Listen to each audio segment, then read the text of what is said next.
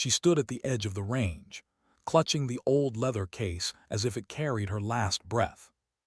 Why did the laughter sting more than the smell of gunpowder in her nose? Why did his voice, deep, mocking, filled with the arrogance of a man who thought he owned the room, feel heavier than the rifle she carried in her hands? Margaret Torres didn't answer him, not yet.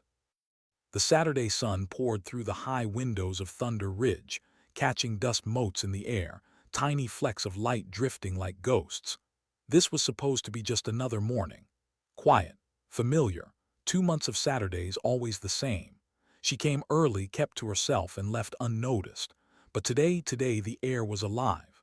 The annual competition had drawn men with rifles worth more than cars, shooters wearing tactical vests as if the battlefields of Afghanistan had followed them home. The bragging rights, and $5,000 in prize money, had turned the range into a theater. And she was the wrong kind of character in their play. Her cardigan was soft and worn, the blue faded from too many wash cycles, her jeans loose at the knees, her gray hair pulled into a no-nonsense ponytail.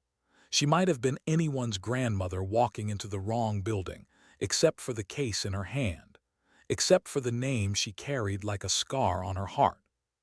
But the crowd didn't see that. They saw an older woman, out of place. They heard Derek Martinez, Bullseye, they called him, towering over her, voice booming with the weight of combat tour and the false confidence of men who never stopped performing. Abuela, he sneered, and the word rippled through the crowd like a spark through dry grass. You might be lost, knitting circle meets down the street. Laughter, sharp and cruel, bounced off the concrete walls. She felt it press into her chest, a humiliation too familiar, too practiced. She had lived a life of being overlooked, spoken over, brushed aside with polite smiles. The grocery store clerk explaining prices as if she couldn't read. The doctor using the word dear as if age had made her fragile. Even her own relatives, nodding but never listening when she offered an opinion. Now here on this floor it was louder, heavier. She could have turned back, she almost did. But then her eyes rose and froze. The leaderboard glowed in amber letters across the wall, a list of names stretching back decades, etched into memory by the flicker of LED light. And there, third place, the name that hadn't moved in 36 years. Roberto Torres, 1987, 487 points. Her breath caught, the world tilted. For a moment she thought she might faint, but then something else happened, something long buried stirred. She felt his voice again, that calm steadiness he carried in every word, his laughter, his insistence that she could do it even when she didn't believe it herself. Roberto, her husband, her teacher, her partner in everything that mattered. And suddenly the shame dissolved into something hotter, fiercer. I have lain 12, she said, holding out the paper with shaking hands. A confirmation printed on library paper the night before, her fingers still clumsy with keyboards she never learned to love. I paid the entry fee. The man's grin widened. Lady, this isn't bingo night, it's 5 grand on the line, real shooters, real money. He patted the rifle slung across his chest, polished and custom-built, bristling with modifications. Step aside before you hurt yourself. Her cheeks burned, the laughter rose again, and still she didn't move. Then she saw his name. Roberto, she remembered, and her whisper carried more steel than a scream. I'm not going anywhere. The crowd shifted.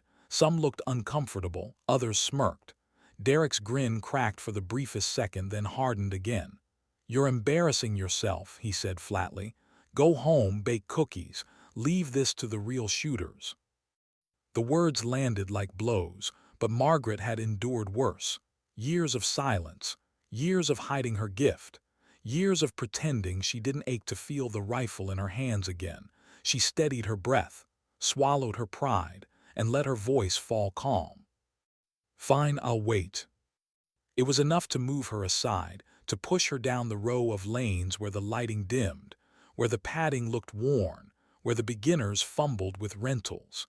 He claimed her spot like a king on a throne, basking in the noise of his audience.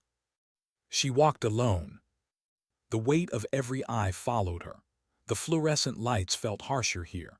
The laughter echoed even though no one was laughing anymore. But in her chest, something old was awake. The case opened with a soft click.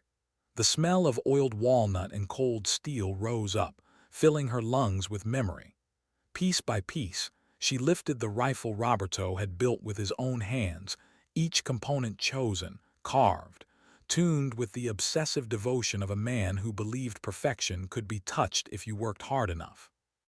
She remembered the first time he placed it in her hands, the desert wind hot against her cheeks, his voice steady, your hands, steady as a surgeon.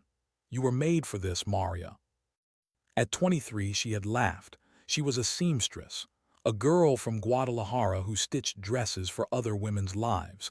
Not a shooter, not a competitor, but Roberto had seen what she couldn't, and he'd insisted. So she learned. Not in the spotlight, the world hadn't wanted that. Women weren't welcome in those circles, not then. They dressed her in caps and men's jackets, hiding her hair, hiding her face. Her name shortened to M. Torres on registration sheets, passed off as Roberto's nephew. She learned to move quietly, to let her rifle speak for her. For 15 years she had dominated, and then she disappeared. Grief had silenced her. 3 years of silence since the day Roberto's laughter faded from the world. She put the rifle away, let dust swallow it whole, told herself she was done. But seeing his name today, it was as if he'd left her a message, a challenge, a reminder. Her fingers trembled as she fitted the barrel, but not from fear, not anymore, from memory, from love, from the strange, electric realization that this moment, this humiliation, this laughter, this insult, was the spark she hadn't known she needed. She steadied the rifle on the table. The walnut stock gleamed with the wear of her cheek pressed against it thousands of times. Every scratch carried a story, every dent a moment. She ran her hand along its length like a prayer, and then she loaded the first magazine. Across the range, Derek's voice thundered like a carnival barker. "Watch and learn, people. This is how you handle a real rifle." His shots rang out, perfect rhythm, perfect groupings. The crowd cheered, numbers lit up on the board. Margaret closed her eyes, blocked him out. The noise became static, the chatter dissolved, the range faded. Only the rifle, the breath in her lungs, and the target in her mind remained. For the first time in years, she was home. When her number would be called, she didn't know, but she would wait, patient, steady, ready. And when the time came, they would learn. Not because she wanted revenge, not because she wanted the money. Because some truths cannot stay hidden forever. She opened her eyes, set her cheek to the stock, and whispered under her breath, so soft only the wood could hear. "For you, Roberto." The faintest smile touched her lips, and then silence, the waiting kind, the kind that carries weight, the kind before something no one expects. Because sometimes dignity doesn't speak, it simply acts. And Margaret Torres was about to act. Why was the range suddenly so quiet? Not because the noise had stopped. Rifles still cracked in rhythmic bursts, spent casings still clattered against concrete, voices still carried from the premium lanes. But for Margaret, the world had folded into a strange stillness. It wasn't silence, it was focus. Her hands moved with calm precision. The rifle lay before her, whole again after years of sleep. The walnut stock, the tuned trigger, the German scope, a weapon not built for war but for truth, for proof, for legacy. But as she checked the chamber and tested the bolt, her throat tightened. The memories came, uninvited. Roberto's voice was in them, of course, always his voice. The desert wind, the smell of sand and sweat and steel, but also the way he looked at her the first time she squeezed the trigger under his guidance. Not with surprise, not even with pride, but with certainty. "I told you, Maria, you were made for this." The world had disagreed. The world wasn't ready. She had hidden behind that shortened name, Torres, slipping in and out of competitions like a ghost. La Fantasma, some had whispered later, when stories began to spread of an unknown shooter who dominated scores then vanished before anyone could ask too many questions. 15 years of slipping through shadows. 15 years of keeping her truth a secret because men couldn't bear it. Because men like Derek, men with booming voices and smug smiles, needed to believe the world was theirs alone. And then Roberto was gone. 3 years, 3 hollow years. She had stopped shooting because every trigger pull echoed with his absence. Every shot rang hollow without his hand steadying her shoulder, without his grin, without his faith. But now his name glowed again. On the leaderboard, frozen since 1987, waiting, watching. She breathed in, breathed out, focus. Behind her, voices rose again, a ripple of murmurs, whispers passing like wind through tall grass. They were watching her finally, not because they expected greatness, but because they expected failure. That lady's really going to try. Must be a mistake. She looks tired. Hell, she looks like my grandma.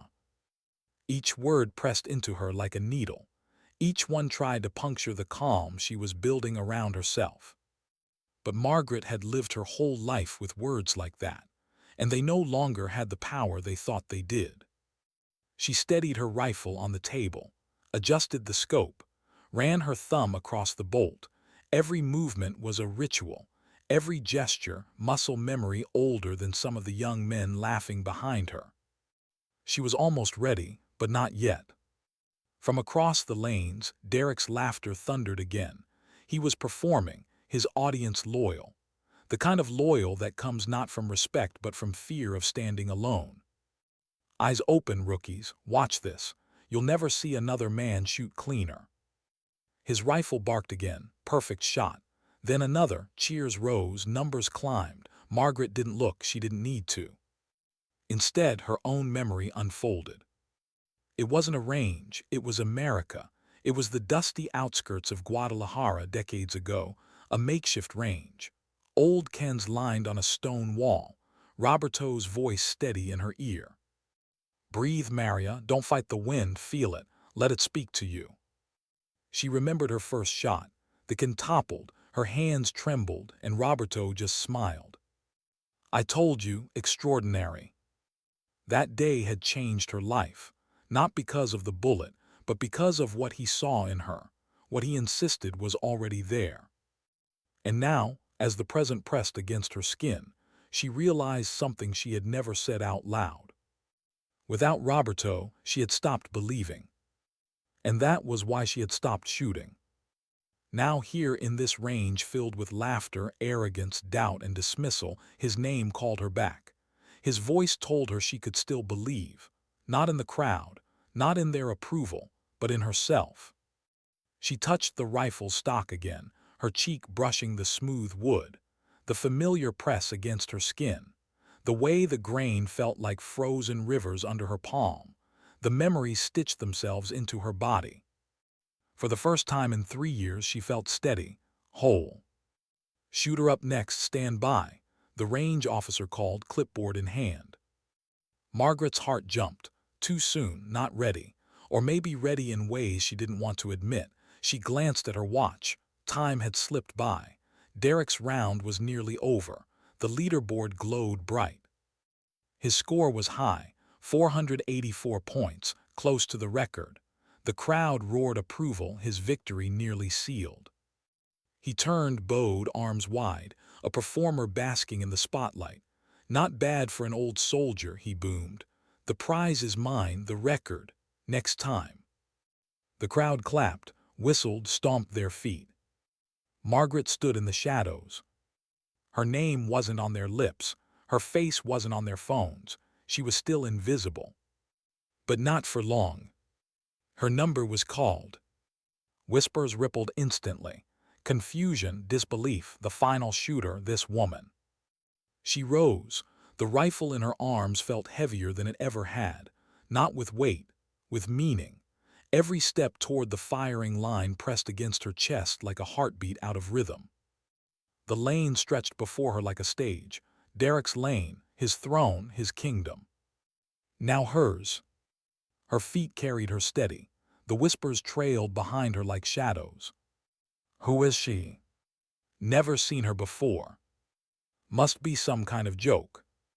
Even the range officer hesitated, frowning at her tablet. She checked twice, 3 times, but the name remained. M. Torres, paid in full, confirmed. Margaret set her mat on the concrete, placed her rifle down, adjusted her bag. Her movements calm, deliberate, almost ceremonial. The crowd grew louder, drawn closer. Curiosity pulled them in. Derek crossed his arms, standing tall, his smirk stretching across his face. "This should be entertaining," he said, loud enough to be heard, loud enough to sting. But Margaret didn't flinch. Her hands moved with confidence. She checked the bolt, the safety, adjusted the scope, her breath slowed, the calm returned. Piece by piece, the nervous woman in the cardigan vanished. Piece by piece, La Fantasma returned. The rifle wasn't just metal and wood. It was her body now, her heart, her memory, her love. Through the scope the target sharpened. 100 yards, the bullseye no larger than a coin, but in her eyes it filled the world. The crowd waited. The officer raised her hand. "Shooter ready." Margaret's voice was steady, soft but steady. "Ready. Commence firing." The words echoed like a drum. She inhaled, felt the rifle press against her cheek, felt the grain against her skin. Her finger found the trigger. And then pause, a long one, longer than anyone expected, the kind of pause that feels like forever. Behind her the whispers grew again, doubt, laughter, impatience. But Margaret was listening, to her breath, to the silence between her heartbeats, to the memory of Roberto's voice. The first shot cracked. The sound echoed off concrete, louder than Derek's had been, sharper, cleaner. Through the scope she saw it dead center, a perfect hole. Gasps rippled behind her. But she wasn't finished. The second shot. The third. The fourth. The fifth. Each one landing with surgical precision. Each one threading through the same impossibly narrow path, through the same hole. Her body didn't move. Her breath didn't change. Time itself seemed to fold around her. When the final echo faded, the range fell into a silence deeper than before. A silence so complete it felt like the world itself was holding its breath. Margaret remained still, cheek pressed to the stock, eye locked on the scope. She knew what she had done. Behind her no one else did, not yet. The scoreboard flickered, the electronic system processed, calculated, measured. And then the numbers exploded. 549.8. Impossible, beyond the record, beyond belief, beyond the limits of what anyone had imagined a human could achieve. The silence shattered, gasps, shouts, disbelief. Derek's face drained of color. The crowd surged forward. The range officer stared at her tablet, blinking, shaking her head. And Margaret. She lowered the rifle, calm, silent, methodical. Her hands didn't shake. Because she had already known. Because this moment wasn't for them. It was for him. "For you, Roberto," she whispered again, too soft for anyone to hear. And then she began disassembling her rifle, as if nothing extraordinary had happened at all.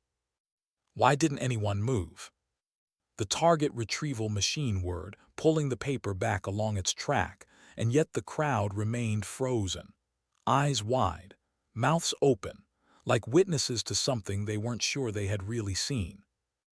Even Derek, towering and broad, seemed smaller now. His smirk had fallen away, leaving behind only disbelief. "Not possible," he muttered, his voice cracking under the weight of silence. But it was possible, because it had just happened. 5 bullets, 1 hole, a grouping so tight, so clean it looked like a trick, like a magician's sleight of hand. But this was no illusion. It was the result of decades, of practice, of sacrifice, of a gift hidden in the shadows too long. The scoreboard still flashed, 549.8, a number beyond comprehension, a number that redefined what was possible. Whispers broke the silence first. No way. Machines must be wrong. Check it again. The range officer stared down at her tablet, her face pale. She tapped the screen, restarted the program, forced the system to run its diagnostics, but the numbers didn't change. They glowed stubbornly, defiantly, as if daring the world to deny them. Margaret stood calm, methodical. Piece by piece she disassembled her rifle, placing each part back into the case as carefully as if it were glass. Around her the storm gathered, but inside her there was only stillness. Because she already knew. She had seen the shots, felt them leave her, watched them vanish into the bullseye like ghosts returning home. This wasn't about numbers. It wasn't about prize money. It wasn't even about proving Derek wrong, or silencing the laughter that had stung her earlier. It was about Roberto, about honoring his name glowing still on that board, about finishing what they had started together. But the crowd didn't know that. The retrieval system stopped, the paper target slid into view, and the sight of it broke the room open. A single ragged hole in the very center, no spread, no variance, no imperfection. Gasps turned to shouts. Cell phones flew into the air, cameras snapping, videos recording. People pushed closer, desperate to see. "Holy," someone shouted, their voice cracking. "She did it, she really." The sound swallowed itself in the chaos. The range officer finally looked up, her lips parted, her composure shattered. "Ma'am," she said, almost whispering. "How did you—" The question trailed away. The words refused to finish themselves. Margaret lifted her gaze, calm and steady. "My name is Margaret Torres," she said softly. "Roberto Torres was my husband." The words hit the room like a shot, louder than any rifle. It wasn't just a name, it was history, it was myth. Roberto Torres, gunsmith, competitor, teacher, legend. A man whose scores still lingered on boards across the Southwest. A man who had carried secrets, including one the world was not ready to hear. Now they heard it. The crowd fell into stunned silence again. They weren't just looking at an older woman anymore. They were staring at a ghost, a story come alive, a secret unraveling before their eyes. Eddie Ramirez, the old range master, pushed forward. His hands trembled on the rail, his eyes wet. He had known Roberto.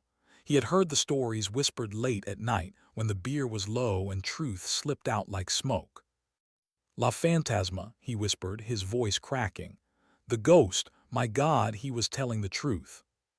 People turned, murmured. The name caught like fire. La Fantasma, the ghost shooter who appeared at competitions, dominated and vanished without leaving a trace. A mystery debated for years. A legend no one could pin down.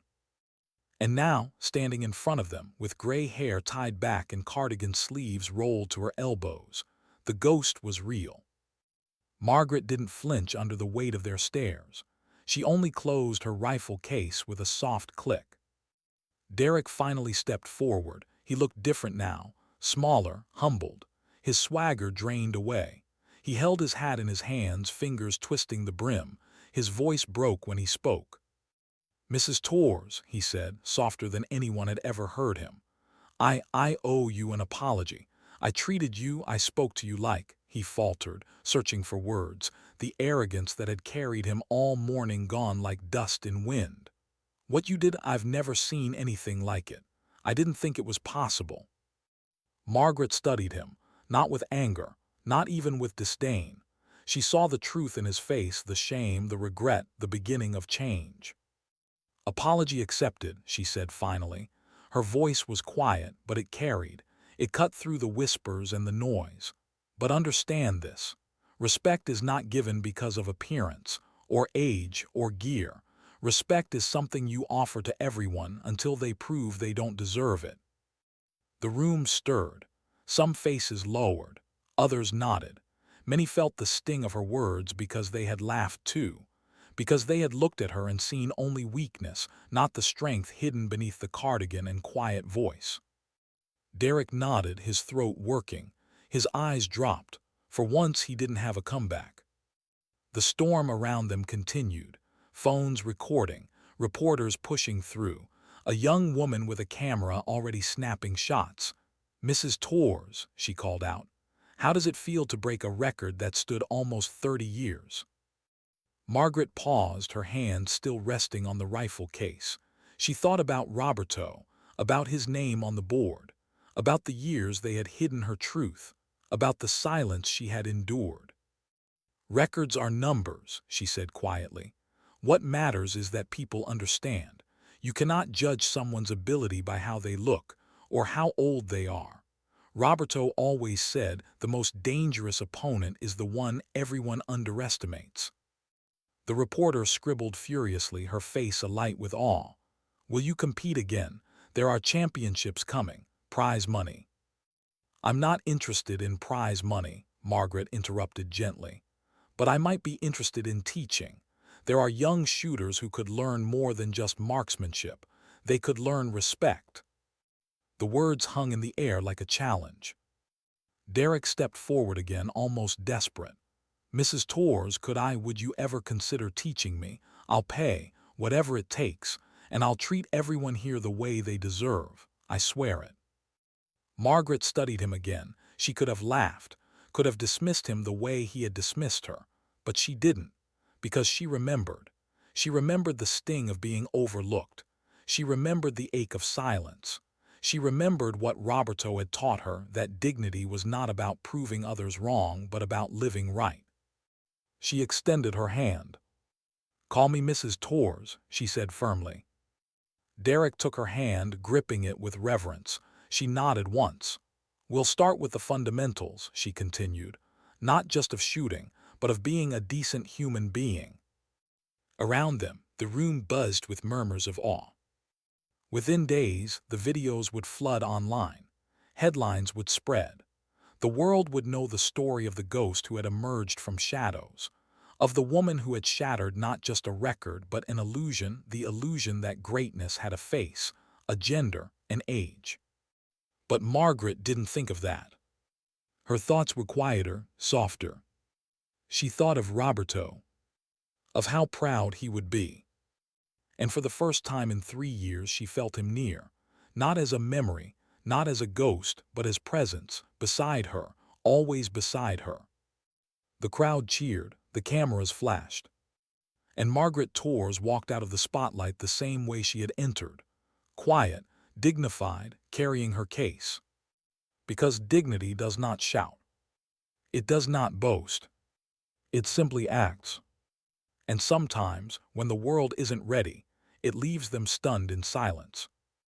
What happens when silence follows you home? Not the silence of peace, not the quiet of calm, but the heavy silence that carries questions, whispers, and the weight of something too big to fit inside four walls. That was the silence Margaret carried with her as she drove home that night. The case rested in the passenger seat, its presence almost alive. Every bump in the road made the metal latches rattle, like the rifle itself was breathing. She kept glancing at it, as if expecting Roberto to be there beside her, teasing her about her grip, correcting her posture, reminding her to breathe. But the seat was empty. It had been empty for 3 years. And yet, for the first time in all those years, she didn't feel alone. The streets of her small Texas town were quiet. The convenience stores closing early, the neon beer signs flickering in the windows of half-empty bars. She pulled into her driveway, headlights cutting across the small brick house she and Roberto had bought decades ago. The porch light glowed dim, its bulb older than it should have been.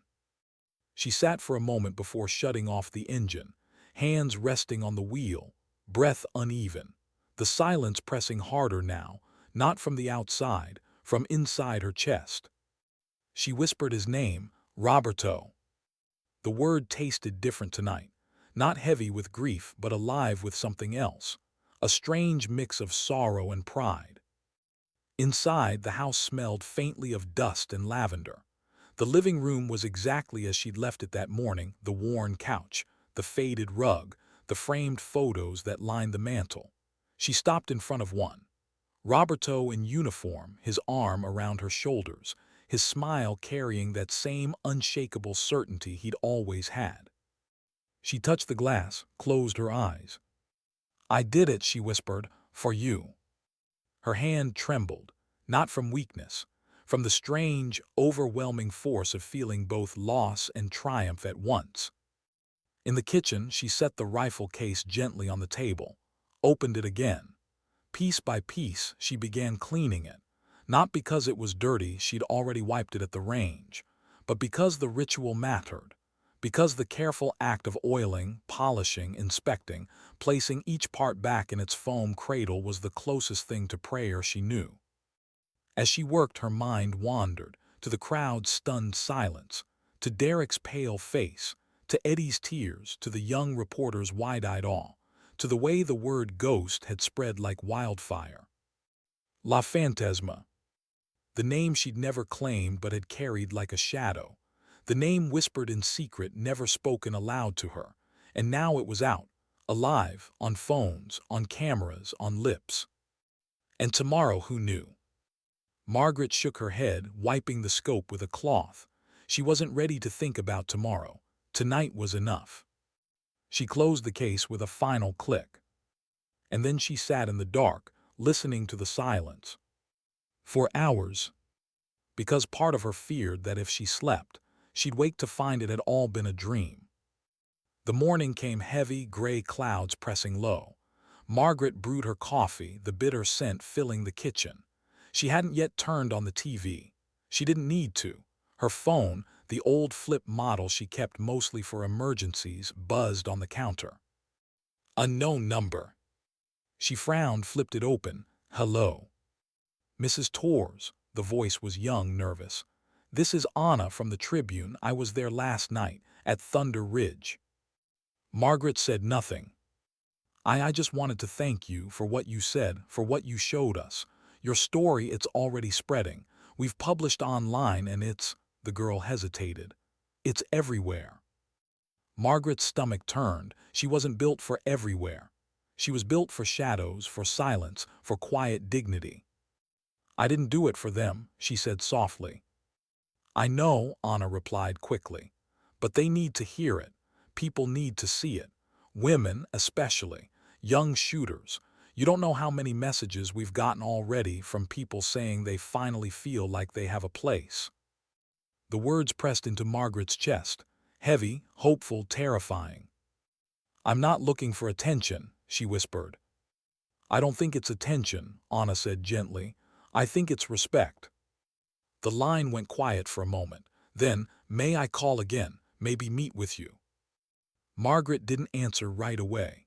She stared at the case on the table, at Roberto's photo on the mantel, at the walls of the small house that had hidden her life for so long. Finally she said, "We'll see," and closed the phone. By afternoon, the silence she carried was shattered.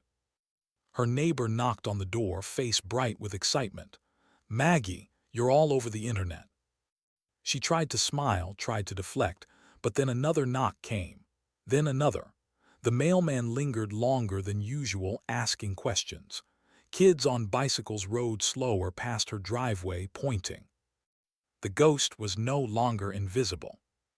By evening, the local news vans had parked outside. Reporters leaned over fences, calling her name. Camera lights blinked through her curtains. And inside, Margaret sat in her chair, hands folded, heart pounding. She had spent her life hiding.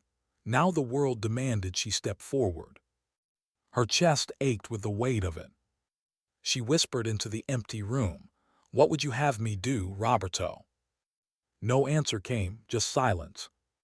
But in that silence she felt something stir. A memory, a voice. His words long ago, spoken on a night when she had begged him to let her quit. "They'll never let me win," she'd said, bitter and broken after another competition where her scores had been hidden under his name. And Roberto had answered, "Then you won't shoot for winning, you'll shoot for truth. The target doesn't lie, Maria, the target knows." She breathed deeply, closed her eyes. Maybe this wasn't about her. Maybe it never had been. Maybe it was about truth. The calls came faster. Not just reporters, not just curious neighbors, but shooters, young ones, women, men too. Voices filled with awe, with desperation, with hope. "Would you teach me? Could I learn from you? Mrs. Torres, I don't care about trophies. I just want to know how you did it." She ignored most at first, let the phone buzz unanswered. But one message, a girl's voice, no older than 17, stopped her cold. "My name's Rosa. They laugh at me when I go to the range. Tell me I'll never shoot as good as the boys, but I saw your video, Mrs. Torres. I saw what you did. And now I know they're wrong. Please, please don't stop. We need you." Margaret set the phone down slowly. Her hands trembled. She walked to the window. The news vans were still there, reporters still waiting. She closed the curtain and leaned her forehead against the wall. Her chest burned with the weight of choice. Stay hidden or step forward. Continue the silence, or become the voice she had once needed but never had. That night she dreamed of the desert again, of Roberto's voice, of cans lined on stone walls, of laughter, of certainty. She woke with tears in her eyes and resolve in her chest. The rifle case still sat on the kitchen table. She touched it gently, then picked up the phone. She dialed one number, Eddie's. The old range master answered, his voice raspy but strong. "Maggie, I was hopping you call." "I need a favor," she said, "a quiet one." "Anything." "I want the beginners section at Thunder Ridge. Saturday mornings. No crowds, just a few lanes, a few kids, nothing big." There was silence on the line. Then Eddie chuckled softly. "You're not hiding anymore, are you?" Margaret closed her eyes, thought of Rosa's voice, thought of Roberto's words. "No," she whispered, "not anymore." Why was the range so quiet again? Not because the rifles had stopped. They still barked down the premium lanes. Brass still clattered on the floor. But there, in the beginners section of Thunder Ridge, the place she'd once been humiliated and overlooked, silence ruled. Because Margaret Torres was speaking. Not loudly, not with the booming voice of a drill sergeant or the theatrics of a showman.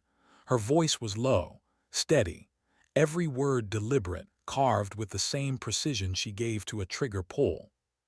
"Check your stance, feet shoulder-width apart, weight balanced. Don't fight the rifle, let it rest into you." Before her stood 3 students, 2 girls barely out of high school, one boy lanky, nervous, his hands too tight on the stock. Their eyes didn't drift to the scoreboard. Their heads didn't swivel toward the booming shots from Derek's lane. They listened, every word, every pause. Because this wasn't about noise, it was about truth. Margaret stepped behind Rosa, the youngest. The girl's braid hung loose under a baseball cap, her arms thin but tense. She was holding the rifle like it was an adversary. Margaret placed her hand gently on the girl's shoulder. "Breathe," she said. "In through the nose, out through the mouth. The rifle will follow your breath. You're not fighting it, you're guiding it." Rosa nodded, swallowing hard. The shot cracked. The bullet struck wide, clipping the paper's edge. Rosa flinched, ready for ridicule. But Margaret only nodded once, again. Rosa blinked, confused. "But I." "Again," Margaret repeated. "One shot tells you nothing. 5 shots tell you the truth. Try again." The girl steadied, fired. The grouping was rough, scattered, but each one closer than the last. "Better," Margaret said simply. "Now again." It was patience, it was rhythm, it was dignity. From the corner, Eddie Ramirez leaned against the rail, arms crossed, a smile tugging at the edge of his weathered face. He'd seen all kinds of instructors over the decades, the barkers, the screamers, the ones who tried to build students by tearing them down. But this was different. Margaret wasn't just teaching them to shoot. She was teaching them to listen, to themselves, to silence. And for the first time, Eddie thought maybe the range itself was listening too. Word spread quickly. At first, it was just whispers, a handful of students gathering in the far lanes with the quiet woman in the cardigan, a strange contrast to the usual thunder of competition and bravado. But whispers grew, and soon people began asking to join, not because she was famous now, though she was. The viral videos had traveled far. Headlines had shouted, "Grandmother shatters range record," "The ghost revealed," "La Fantasma lives." But that was what drew them. It was the way she carried herself. The calm, the dignity, the refusal to waste words, the strange, magnetic steadiness that drew people hungry for something deeper than trophies. She turned most of them away. Because she wasn't building an army. She wasn't chasing glory. She was searching for those who were ready to learn the fundamentals. Fundamentals not just of shooting, but of being decent human beings. Respect, patience, humility. Some didn't understand. They left, others stayed. And slowly, a quiet community began to grow. Derek was the hardest. He arrived one Saturday without his entourage, without his swagger, just him in a plain shirt carrying a rifle that suddenly seemed smaller on his broad frame. The beginners stared, whispered. Margaret ignored them. She only looked at him once, long and steady. "You're late," she said. He swallowed hard. I thought maybe." "If you're here to perform," she interrupted, "leave. If you're here to listen, get in line." The silence that followed was heavy. Derek nodded once. Shoulders dropped. He walked to the farthest lane, took his place behind Rosa and the others. That was his beginning. For weeks he struggled. His shots were clean, but his posture sloppy, his breathing rushed, his hands too eager, and every time Margaret corrected him, his pride stung like a fresh wound. But he kept coming back, again and again. And slowly the swagger bled out of him, replaced by something steadier, humble. Rosa noticed first. One morning when her shot veered off, she cursed under her breath. Derek, the same man who once laughed at Margaret in front of everyone, leaned over and whispered, "Don't fight it. Let it breathe." The same words Margaret had once told him. Rosa smiled, fired again, and this time the bullet struck near center. Derek smiled back, not with arrogance, with pride in someone else's success. And Margaret, watching from behind, allowed herself the smallest nod. Progress. The range changed too. At first some scoffed. Men muttered in corners about softness, about grandma lessons. But then they saw the results. The students she trained weren't loud, they weren't flashy, but their shots were consistent, their groups tight, their respect unshakable. Soon, even the skeptics wanted to learn. And Thunder Ridge itself began to shift. Eddie pushed for new policies, respect across all lanes, inclusivity for women and youth. Slowly, the old culture of ridicule gave way to something steadier, something healthier. Not because Margaret demanded it, but because her presence made it undeniable. Respect was contagious. But the real battles weren't at the range. They were in Margaret's heart. Each Saturday night, after the students left, she came home to the same silence, the same empty chair, the same photo of Roberto on the mantel. She'd sit there, the case closed on the table, her hands folded in her lap. And she'd ask herself the same question. Is this enough? Am I doing what you wanted, Roberto? Some nights the question broke her. Tears spilled, her chest heavy with loneliness. Because teaching filled her days but not her nights. Because respect from strangers didn't silence the ache of missing the only man who had ever seen her fully. Other nights, though, she swore she could almost hear him.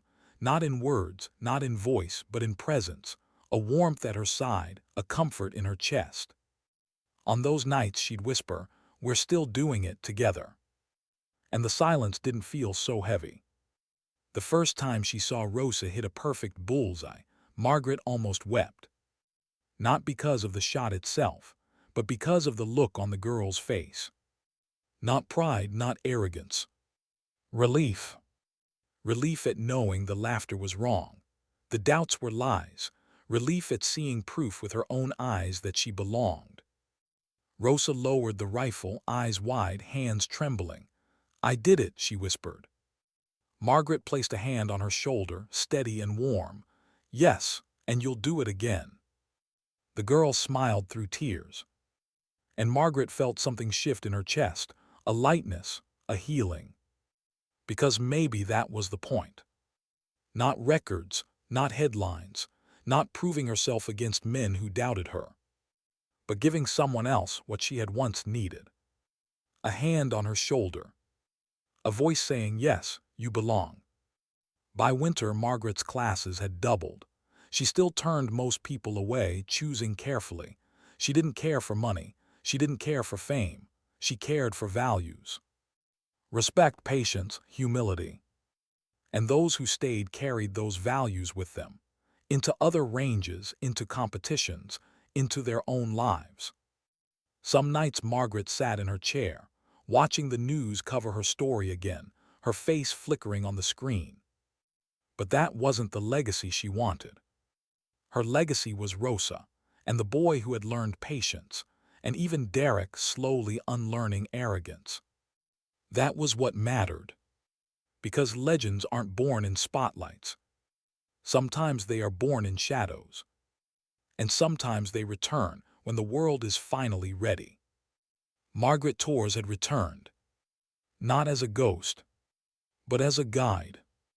What happens when the world comes knocking, louder than before? For months, Margaret had kept her circle small. A handful of students, a few Saturday mornings, a rifle that lived in its case during the week, waiting like a sleeping lion for her gentle hands. But legends don't stay small, not when the world is hungry for them. The invitations came first in letters. Thick envelopes on expensive paper, the kind she'd never received before. Then phone calls from numbers she didn't recognize. Then reporters camped outside her home, their vans humming late into the night, their camera lenses waiting for a glimpse. At first she ignored them, tossed the envelopes into the drawer beneath the phone, let the calls go unanswered, closed the curtains when the lights flashed outside. But the world doesn't give up easily when it thinks it has discovered a story. And soon the invitations weren't just words on paper, they were people at her door. It was Eddie who brought the first one inside.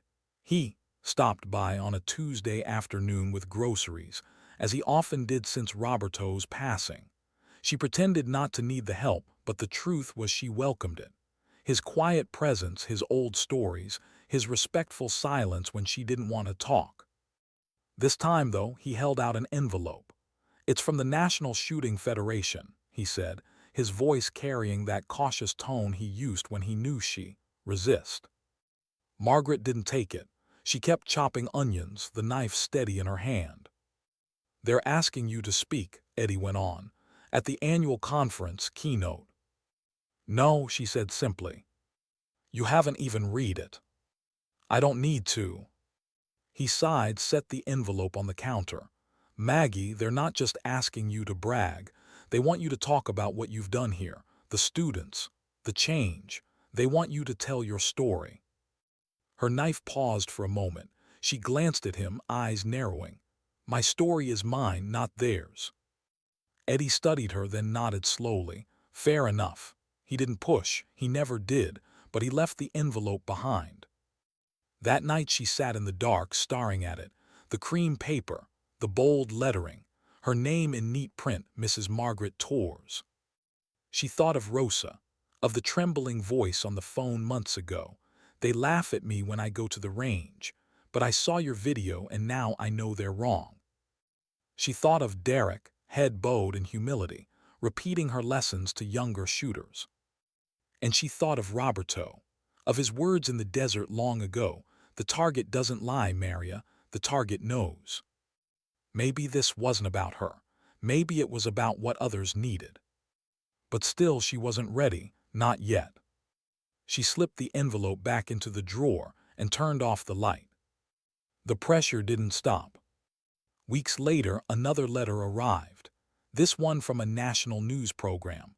They wanted her to appear on live television, a special feature, Breaking Barriers, the woman who shattered the record. She laughed bitterly when she read the title, Breaking Barriers. She hadn't shattered anything. She'd simply done what she'd always done, only now the world had been forced to notice.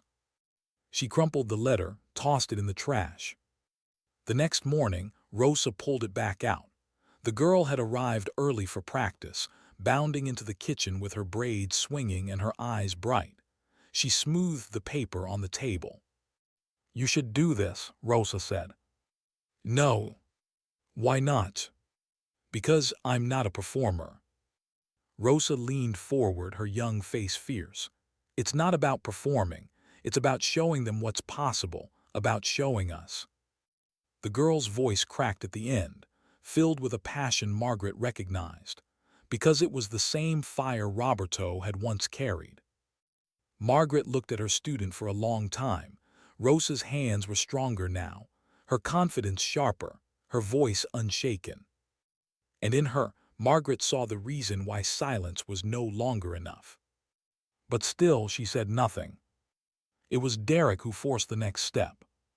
He had been quiet for weeks, focused on his training, his humility genuine.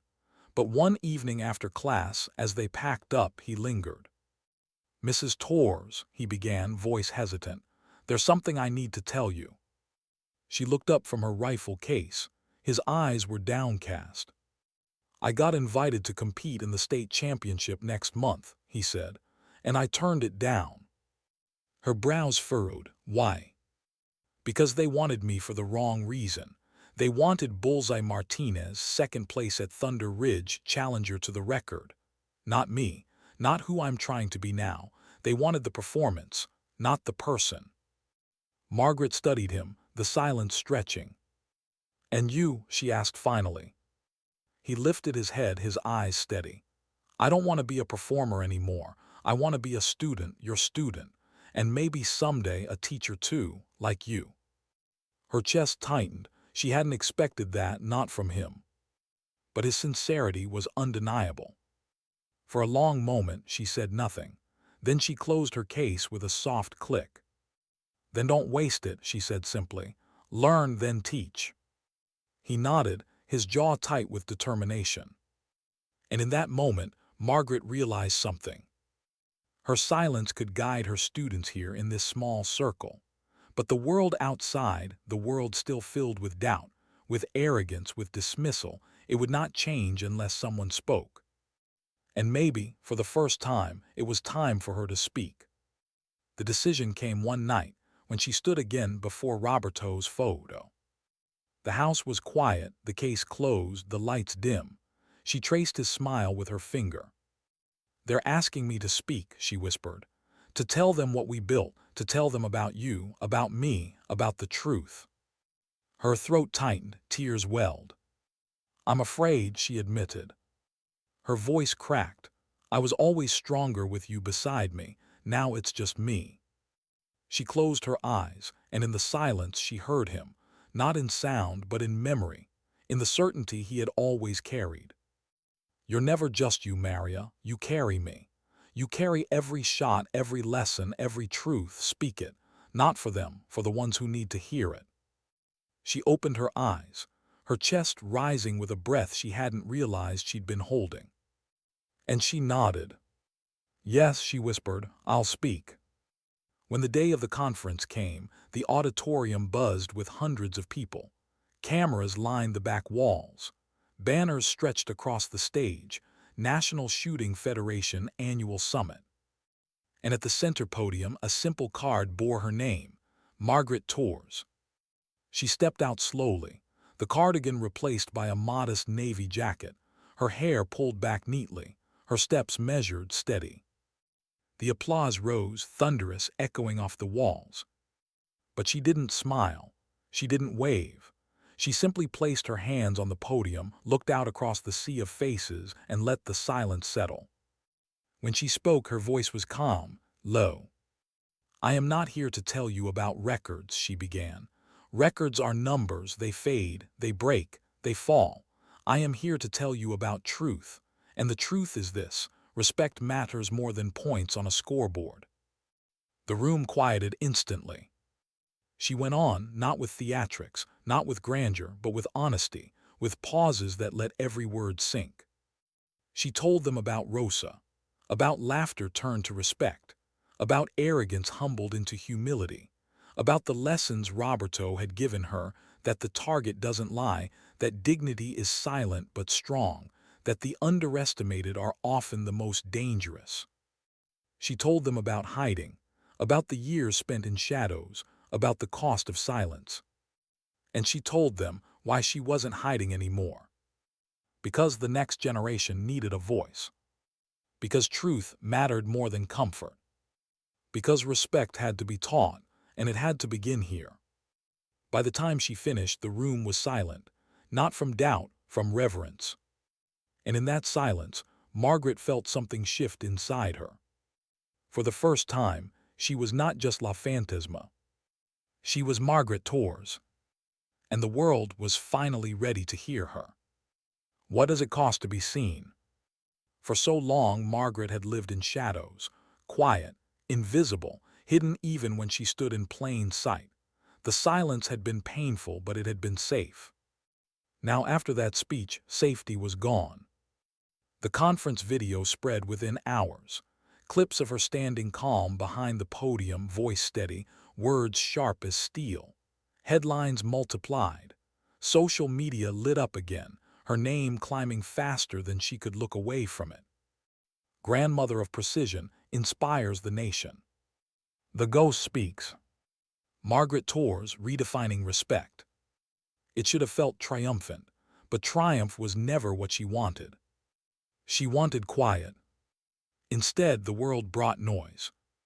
The days after the conference blurred with requests, more calls, more letters, offers to appear on panels, to join competitions, to lend her name to sponsorships. A company wanted her face on a line of rifles. Another wanted her in commercials.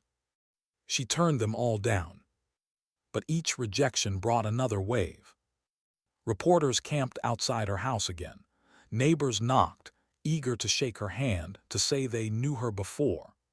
Even old acquaintances she hadn't spoken to in years reached out, their messages filled with flattery thinly veiling opportunity.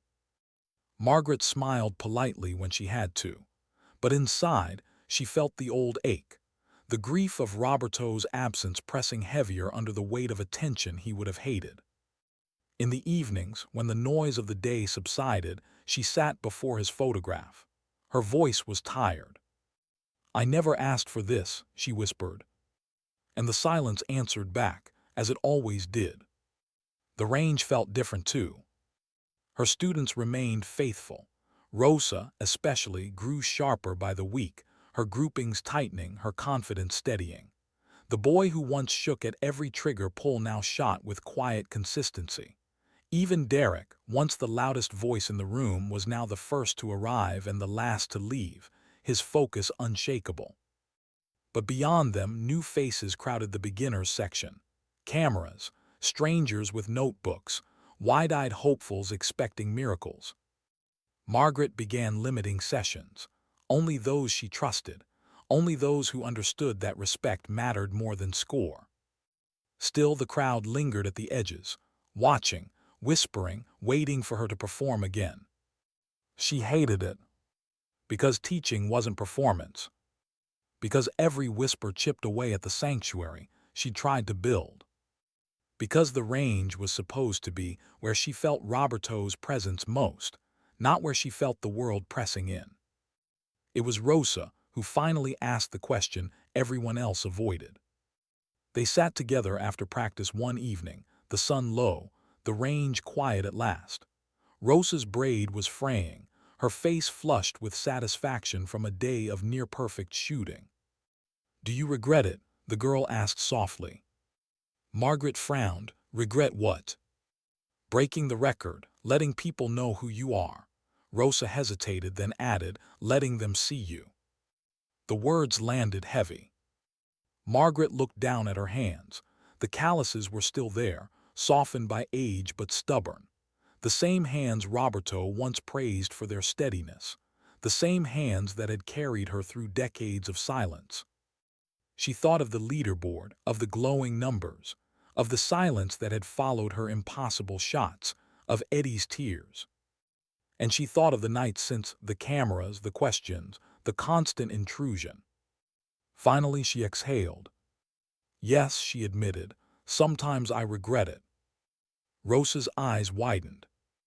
But, Margaret continued, her voice firmer now, when I see you shoot, when I see you walk with your head higher than before, when I see Derek teaching patience instead of arrogance, no, I don't regret it then, not at all. Rosa smiled faintly, her eyes wet.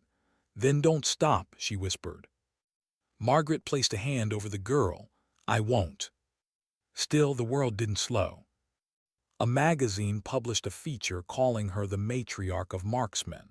A podcast wanted her to host a series on precision shooting. Even politicians tried to pull her into debates she had no interest in. Every time she refused, every time she drew her line. But each refusal left her weary. Because no one seemed to understand. She wasn't trying to be a symbol. She wasn't trying to be a star. She was just trying to live, to honor Roberto, to teach a handful of students what mattered. That was enough. Or it should have been. Then came the invitation she couldn't ignore. A letter, this one not from a federation or a company or a network, but from a school, a public high school 2 towns over. The principal wrote of a girl named Alina, 17, passionate about shooting sports, discouraged, mocked, ready to quit. Would Mrs. Torres consider coming to speak? Not on stage, not to cameras, just to a classroom, to a girl who needed to see her. Margaret read the letter 3 times. Her chest ached. That night she sat before Roberto's photo again. They're asking me to go to a school, she whispered, to talk to a girl, just one. What would you say? And she remembered his old words, one student is enough, one life changed. That's the only legacy worth leaving. So she went. The classroom was small, 20 desks, faded posters on the walls. Alina sat near the back, her eyes wary, her arms folded. Margaret stood at the front, her cardigan plain, her hair tied back. No cameras, no applause, just silence. She spoke softly.